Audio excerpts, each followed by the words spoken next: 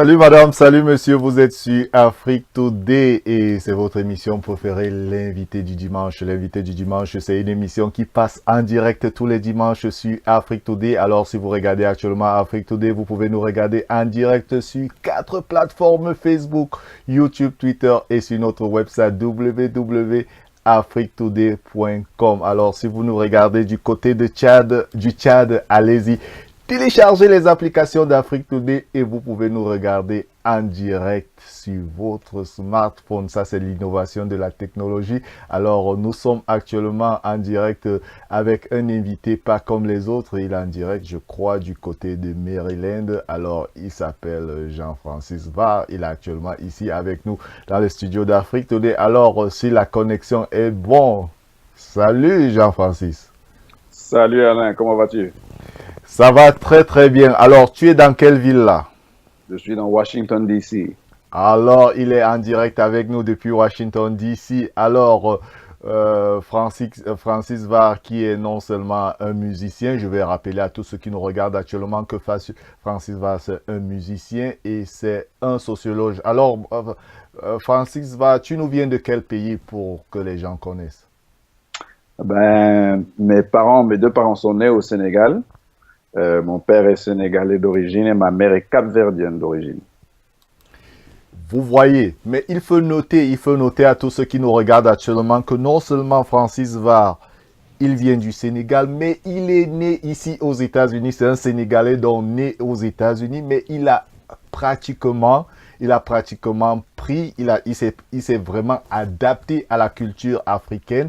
Il est né ici aux États-Unis, il a grandi aux États-Unis, mais pratiquement il réfléchit comme un Africain parce que ses parents lui ont montré comment les Africains vivent. Alors, Francis Var, je sais que tu es musicien, alors nous allons passer dans beaucoup de détails et nous allons parler de toi et nous allons commencer par parler de toi avant de parler de ce très grand projet que tu as ici dans Washington, D.C. Alors, des gens me posent la question, qui est Francis Var? Comment tu vas les répondre? Ben, je dirais que Jean-Francis Var. Oh, Jean-Francis Var. Il est chanteur, compositeur, instrumentaliste, qui est chef d'un orchestre qui s'appelle Sahel, qui est basé sur la région dans laquelle mes parents viennent. Mais on fait une fusion de musique de la diaspora africaine. Donc, il y a des éléments de mbalax sénégalais, il y a aussi des éléments de soukous, des éléments de musique cubaine, de la pachanga, de zouk, de samba, de tout ce qui est d'origine de culture africaine. Et puis, qui s'est répandu dans le monde. Parce qu'à la fin, toute la musique moderne que danse le monde, que ce soit en Europe, en Asie ou quoi que ce soit, c'est avec des rythmes africains aujourd'hui. Donc, on puise là-dedans. C'est avec des rythmes africains et il faut rappeler à ceux qui nous regardent actuellement que ce Jean-Francis Var, il maîtrise vraiment la culture africaine et il faut rappeler aussi qu'il est né ici aux États-Unis, c'est très important. Alors, j'allais dire, il faut que je dise que j'ai passé tous mes étés à Dakar, jusqu'à l'âge de 17 ans. Mon premier été aux États-Unis, c'était à l'âge de 17 ans. Donc, mais dès 3 mois jusqu'à 17 ans, chaque année, j'étais là-bas. Oui, Jean-Francis, je souhaite un peu que tu essayes de nous parler de toi. On peut se tutoyer. Essaye de nous parler de toi. Tu es né aux États-Unis, tu as grandi ici. Comment tout cela s'est passé? Eh ben, c'est parce que mon père, d'abord, il faisait partie de la deuxième vague d'élèves qui ont eu la chance de pouvoir venir aux États-Unis et étudier dans les universités, que c'était fondé par une subvention. Et puis, donc, la fin des années 60, mon père il est venu étudier à UCLA. Donc, c'était pendant la grande révolution culturelle américaine, où il y avait Motown, le rock and roll et tout ça. Et puis, lui aussi, il tenait beaucoup à sa musique africaine, sa musique latine, pachanga, brésilienne et tout ça, parce que le Sénégal et Dakar particulièrement, ils sont particulièrement cosmopolites. Donc, il a maintenu toute cette culture, mais en même temps, il a absorbé la culture américaine. Et puis, je suis le produit de ça. Ma mère l'a rejoint 2 ans plus tard et ils se sont mariés à Los Angeles. Et puis moi, je suis né à Washington. Waouh! Ça, c'est vraiment très impressionnant, ton passé. Et il faut rappeler que tu as été très bien éduqué par tes parents parce que non seulement tu parles couramment l'anglais comme un Américain né ici aux États-Unis, mais aussi tu parles très bien le français. Et comment ces transitions-là, comment tes parents ont pu t'éduquer à parler et l'anglais et le français? Comment tout cela s'est passé?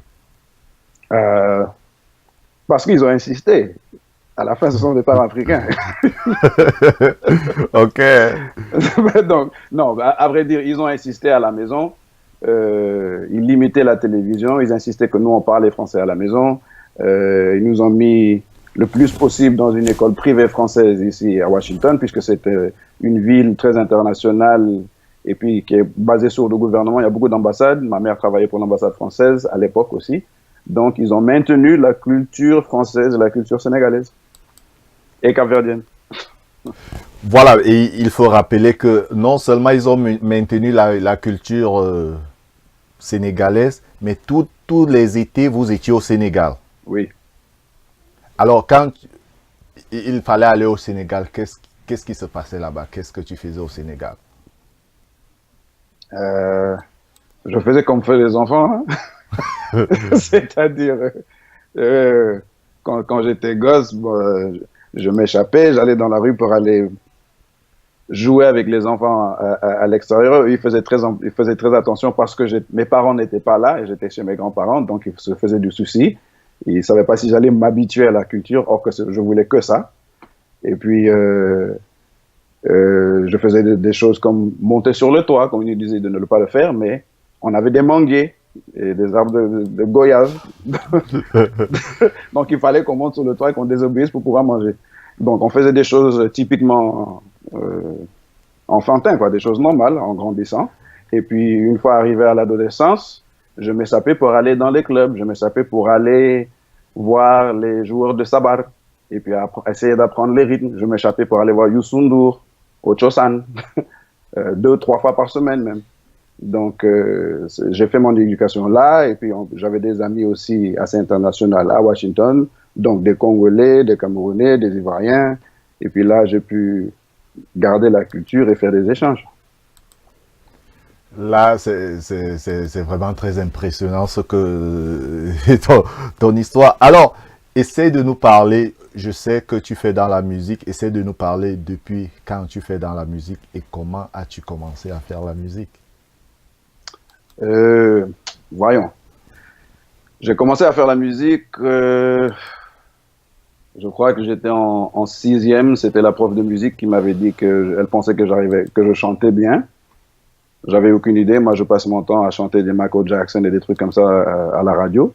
Mais elle m'a entendu, elle m'a mis à chanter dans une chorale à l'école.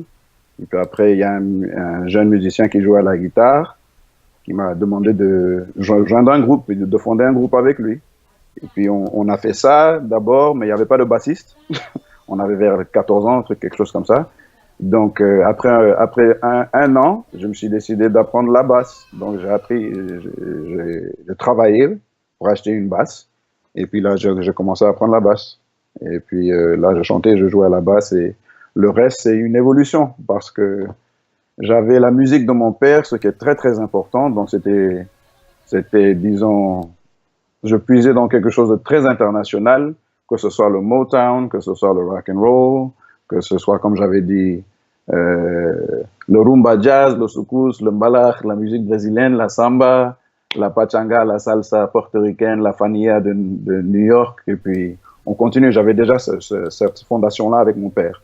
Et puis après, j'ai appris d'autres éléments plus hard dans le rock and roll, des éléments plus hard dans le funk américain, comme le P-funk, que lui n'écoutait pas, et puis un peu plus dans le Youssou N'Dour et le mbalax plus moderne encore.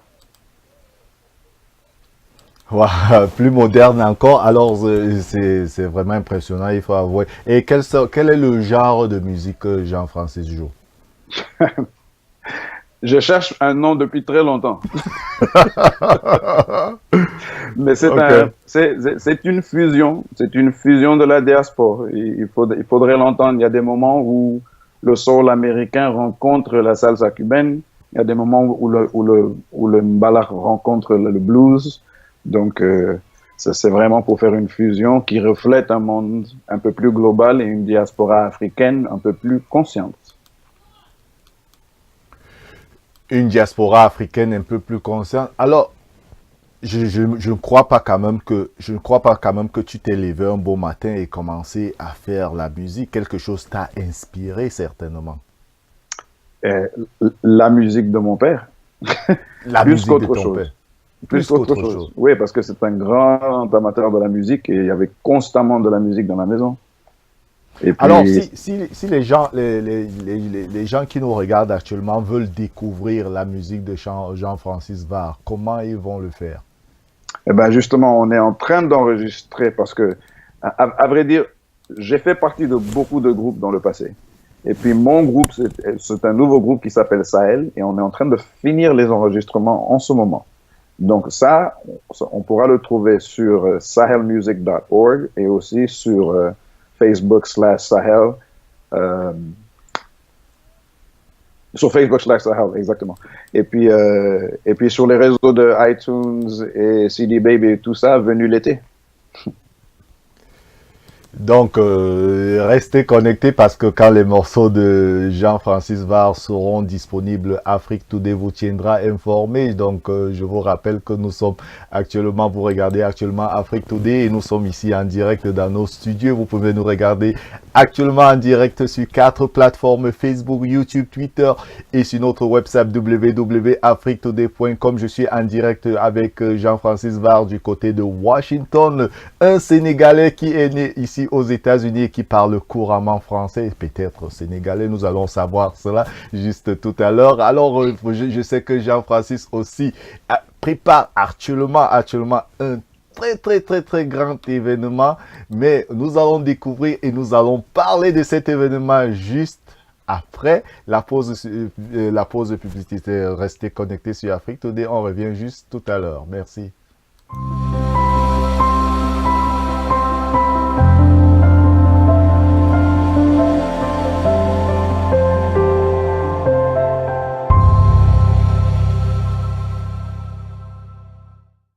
Do you want to promote your business? Do you want to talk about your nonprofit organization? Do you want to talk about your culture? Introducing the online web TV, Afrique Today. We are live every Sunday at 3 p.m. Our shows are 3 p.m. Sunday Guests with Elaine Pierre. 4 p.m. This Time Africa with San Natilda Banga. 5 p.m. Transformation Point with Dr. Natalie Kamsudomo. 5:30 Cyber Connect with Jean Bosco Fogham. You can watch us live at the same time on 4 platforms: Facebook, YouTube, Twitter, and using the Afrique Today app. Download our app today for Android or Apple. Promote your business today. For more information, go to www.afriquetoday.com. Afrique Today, the best of digital TV.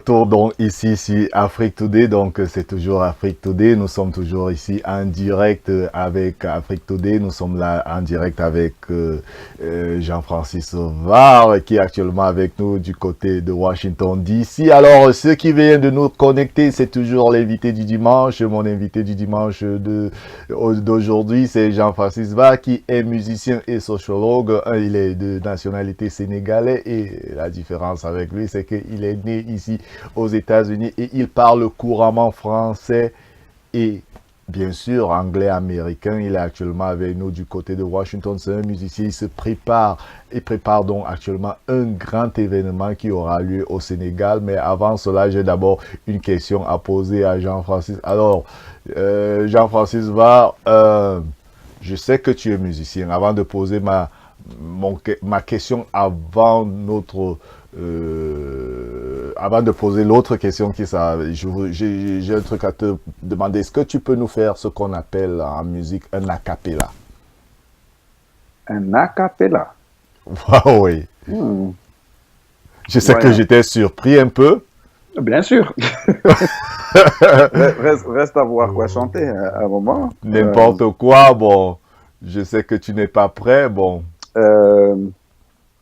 Bon, tu le veux quoi à n'importe quoi, là où ça t'arrange, bon, un a cappella. En anglais, en espagnol, essayons en espagnol, quoi.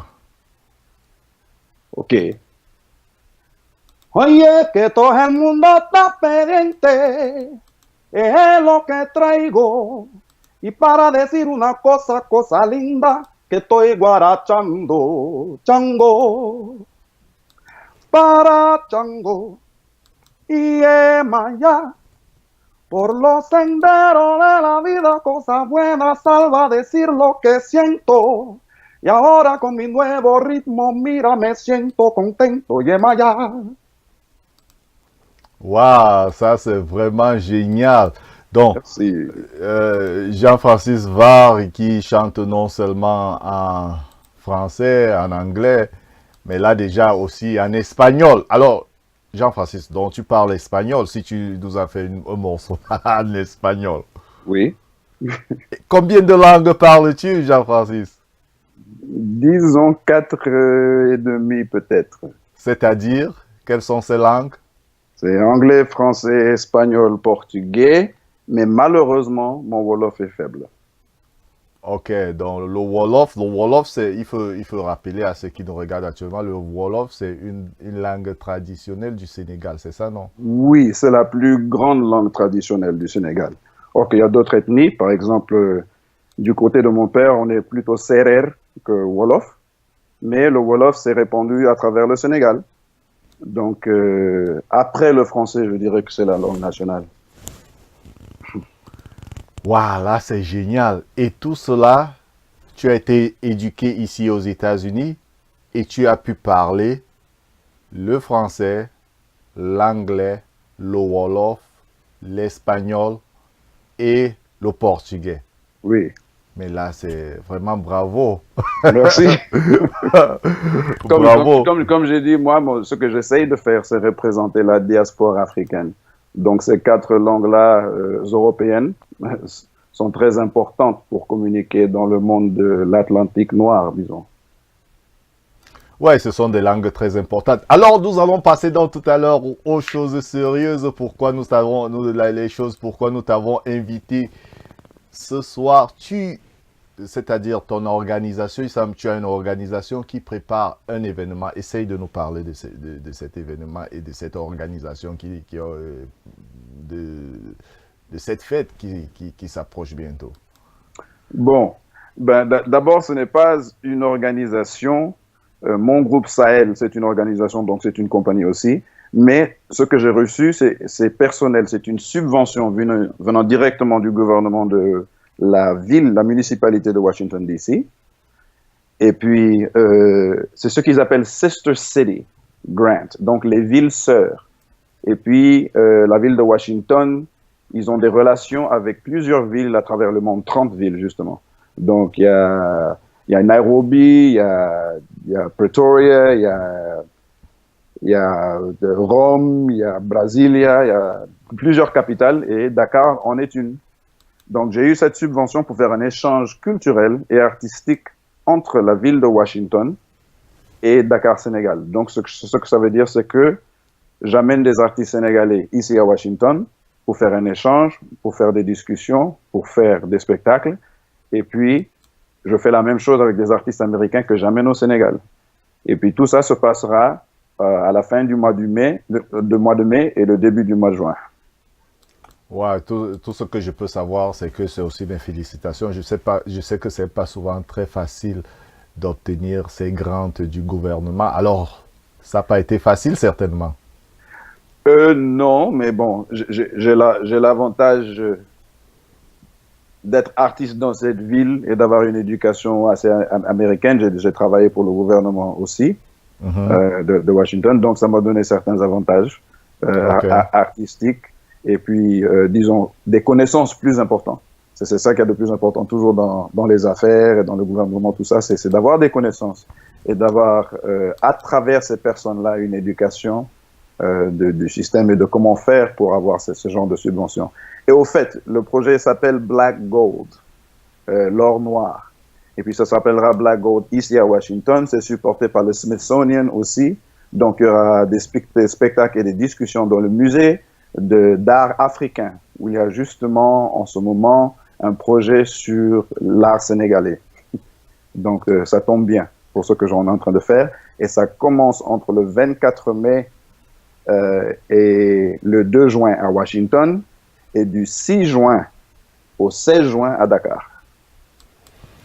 Donc, en fait, et bon, ce genre d'événement que tu as décidé d'organiser, que tu as reçu le grant, il faut rappeler que c'est un grant, au fait, par la ville de Washington. C'est un grant qui supporte, qui est financé par le gouvernement de Washington. Donc, ta compagnie a donc gagné ce grant pour organiser cet événement avec une ville jumelle du Sénégal. Donc, voilà. Et bientôt, des artistes du Sénégal viendront ici aux États-Unis faire un spectacle. C'est ça, non? Disons plusieurs. Il y en aura un minimum de 2. Un qui sera plutôt mi-acoustique parce que ce sera dans le musée. Et puis l'autre qui sera à Dance Place, qui est près de l'université Catholic University. Est-ce qu'Afrique Today est invité à cet événement? Mais bien sûr qu'Afrique Today est invité à tous les 3, justement. Ok, merci beaucoup. Absolument. Et si vous pouvez nous rejoindre à Dakar, ce serait encore mieux. Ok. Mais ce qu'on peut faire, on peut faire un direct de Dakar. Vous savez, aujourd'hui, la technologie nous permet de faire des directs partout dans le monde. C'est ça l'avantage. Avec la télévision numérique, on peut faire un direct à partir du Dakar, ça n'est pas de problème. On n'a même pas besoin de se déplacer. Donc, voilà. Alors... Donc, si vous me permettez de mentionner les artistes qu'on aura. Voilà, c'était là ma prochaine question, allez-y. Ok, on est sur la même longueur d'onde alors. Donc, ce sera le groupe de hip-hop Kurgi qui vient de Dakar, l'artiste... de fusion africaine et que je respecte beaucoup, qui s'appelle Sahad. Et son groupe natal, malheureusement, le groupe natal ne va pas pouvoir venir avec lui, mais il représentera sa musique lui-même. Et puis aussi la chanteuse Aïda Sok. Et puis, j'amènerai à Dakar l'artiste Crystals Bacon, qui est Grammy nominated. C'est un artiste de hip-hop, mais très talentueux en musique. Il rappe, il beatbox, il joue à la guitare, il compose, il joue avec la symphonie du Kennedy Center. C'est un artiste très éclectique avec beaucoup de talent. Et aussi Jabari Exum, qui est percussionniste, acteur et puis rappeur aussi. Mais lui aussi, il était le consultant. J'ai même oublié comment dire consultant en français. Mais il était consultant culturel. Consultant. Le plus facile. C'est même pas une traduction. Le consultant, c'était le consultant culturel pour le film Black Panther. Ok. Ouais. Donc, disons que la connexion de la culture et de la musique est très forte dans ce projet. Ce qui est étonnant dans ce projet, comment tu as pu faire pour te connecter avec tous ces musiciens-là? C'est à travers l'expérience de jouer avec eux, après un certain moment, quand tu joues dans une ville et que tu fais des connaissances, après un moment, tu finis par jouer avec des musiciens et de travailler avec des artistes qui ont la même mentalité que toi. Et le groupe, je sais que lorsqu'on s'est rencontrés, tu as un groupe musical, un groupe de musique.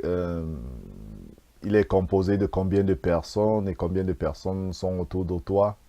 Au total, on est 8, mais on peut se présenter en tant que 3, guitare, basse, percussion et voix. Mais quand on est avec l'ensemble entier, on est 8. Et il y a deux chanteuses qui m'accompagnent. L'une d'elles, c'est ma sœur Aline. Ok, à propos du grant reçu par la ville de... On revient donc sur le grant parce qu'on parle sur tous les sujets, on parle de toi, de ta musique et du grant que tu as reçu par,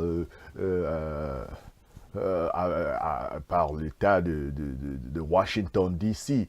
Alors, ce très grand événement, si il est possible, pour ceux qui nous regardent actuellement, est-ce que tu peux encore rappeler les dates et comment ils peuvent avoir les billets? Oui, voici le grand avantage. Parce que c'est un grant et une subvention de la ville de Washington et que le but, c'est un échange culturel et d'exposer le maximum de personnes à cet événement pour l'éducation et pour qu'ils puissent déguster.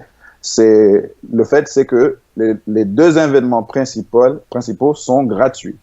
Donc, l'événement le 29 mai au Musée d'art africain, au Smithsonian, de 6 h à 9 h du soir, c'est gratuit au public. Qu'est-ce que cela veut dire? Est-ce qu'il faut un billet pour venir le voir gratuitement? Non. C'est comme si on rentrait, parce que les musées du Smithsonian de Washington sont complètement ouverts. Donc, vous n'avez pas besoin de billets, vous venez ce jour-là. Exactement. Et la même chose pour le vendredi 31 mai, qui sera à Dance Place. Donc c'est là bientôt là. Oui. Tout se passe à la fin du mois de mai et le début du mois de juin. Ok. Donc maintenant, pour l'événement qui sera payant, lui, il se passera où? Lequel? Non, justement, l'événement, il n'y aura pas, justement, c'est pas des événements payants. Donc, au total, il y en a 2. Voilà, exactement. Et il y en aura un qui est plus petit, qui est une discussion au Reeves Center, qui est à 14th et U Street, nord-ouest de Washington, à l'organisation Office of African Affairs. Donc, c'est le bureau des affaires africaines pour le gouvernement de Washington, D.C. Et ça, ce sera le 27 mai à 14th and U Street, Office of African Affairs. Et le directeur de Office of African Affairs, c'est Mamadou Samba. Ok. Donc, un Sénégalais. Ok, c'est un Sénégalais. Le 27, il faut rappeler que le 27, c'est un lundi. Et ce sera à quelle heure encore? Rappelez les heures. Les heures, c'est de 6 h à 9 h pour les événements lundi et mercredi, donc le lundi 27 et le mercredi 29. Lundi 27 à Reeves Center 14 et U Street. Le mercredi 29 au Smithsonian, au Musée d'art africain. Et puis le vendredi 31 à Dance Place à Catholic University. Waouh! Ça, ce sera vraiment formidable et n'oubliez pas d'envoyer l'invitation d'Afrique Today pour couvrir cet événement parce que nous serons certainement sur place pour couvrir cet événement riche en couleurs parce que je connais déjà, on s'est rencontré avec Jean-Francis dans un très grand événement et on travaille ensemble déjà. Alors, aujourd'hui, tu m'as dit au début qu'il y aura un autre événement à Dakar. Essayons de parler de celui-là. Oui, l'événement à Dakar, ce sera une reproduction de l'échange qu'il y a à Washington. Donc, les artistes américains arrivent à Dakar le 7 juin. Et on refera la même chose. Et les endroits, ce sera le Bazoff, qui est un club-restaurant à Dakar, la MCU, qui fait partie d'une association qui a des concerts et plusieurs événements à Wakam, et puis le Cercle de la Rade, qui est près de qui est au centre-ville, près du port et près de la BCAO, qui est un grand bâtiment. Je suis en train de parler comme si tout le monde connaît Dakar, quoi. Mais toi, tu connais. Mais c'est impressionnant. Un Sénégalais qui est né au Cameroun, qui est né aux États-Unis et qui connaît un Sénégalais qui est né aux États-Unis et qui connaît le Sénégal plus que certains Sénégalais même. Mais j'ai appris à conduire à Dakar. Oh, wow, ça c'est vraiment très impressionnant. Alors, mais je sais que tu m'as dit que tu préparais un album avant de terminer. Je vais revenir, on va un peu faire un regard sur ton album. Alors, si quelqu'un veut voir Jean-Francis Var chanter, où il doit aller? Eh ben, voyons, les festivals pendant l'été, au Club Boss à Adams Morgan, à Tropicalia qui est sur la 14 U Street, et puis de temps en temps au Hamilton, qui est un club venue qui est sur la F et la 14 et la F Street, Nord-Ouest. En ce moment, les seules dates qu'on a, ce sont les dates du mois de mai parce que tout le monde est acharné sur ce projet, sur le projet Black Gold, l'échange entre Dakar et Washington, D.C. Après ce projet-là, on se remettra en marche avec les dates normales du groupe Sahel. Ok, les dates normales du groupe Sahel. Et j'espère que tu vas de temps en temps nous tenir informés de ce que ton groupe fait et nous aimerons participer aussi à l'un des concerts de tes groupes parce que ce groupe a besoin d'avoir la promotion. Quelles sont tes relations avec la communauté sénégalaise basée ici à Washington, D.C.? Disons qu'elle est assez bonne, non seulement avant mes activités dans le gouvernement, mais même après avec ma participation en tant que faisant partie de la commission du bureau de African Affairs. Je fais beaucoup de contacts aussi dans la communauté à l'extérieur de mes amis et des amis de ma famille, avec des Sénégalais qui font partie de la communauté immigrante. Donc, je peux dire que oui, elle va bien. Et puis mon groupe, disons l'année dernière, il a joué Sénégal Day à Silver Spring. C'était le seul groupe qui avait joué là-bas. Et puis, disons que oui, on a de bonnes relations. À cet événement de mai, on attend non seulement la communauté sénégalaise qui va participer, qui sera très très nombreux à cet événement, et aussi la communauté africaine, quoi. Oui, exactement. C'est pour tout le monde, mais c'est tout à fait pour tout le monde. C'est pour toute la communauté africaine. La communauté afro-américaine aussi, parce que c'est pour ouvrir les portes, pour que toutes ces communautés puissent s'entendre et puissent voir ce qu'ils ont en commun et à gagner avec leurs relations entre eux. Pour que toutes les communautés africaines, ou de quelle communauté vous parlez, la communauté africaine ou la communauté américaine? Les deux. Autrement dit, les Africains entre Africains et puis les descendants d'Africains entre descendants d'Africains. Mais est-ce que tu penses que c'est possible? Ah, si entre Africains c'est possible, entre descendants d'Africains c'est possible. Ok, donc ce sera une occasion à tout le monde. Donc ma dernière question, alors... J'en suis le résultat. Voilà, ça c'est le résultat. Ma dernière question avant qu'on se sépare, je sais que ton emploi du temps est très chargé. Alors, qu'est-ce que tu peux dire à tous ces Sénégalais, à tous ces Africains qui te regardent actuellement pour qu'ils viennent massivement participer à ce très grand événement qui aura lieu à la fin du mois de mai? Venez mes frères et sœurs. Ce qu'on est en train de faire, c'est agrandir l'image de l'Afrique et des cultures africaines dans le monde entier et chez les Américains particulièrement, qu'ils puissent comprendre la puissance de ce qu'on a.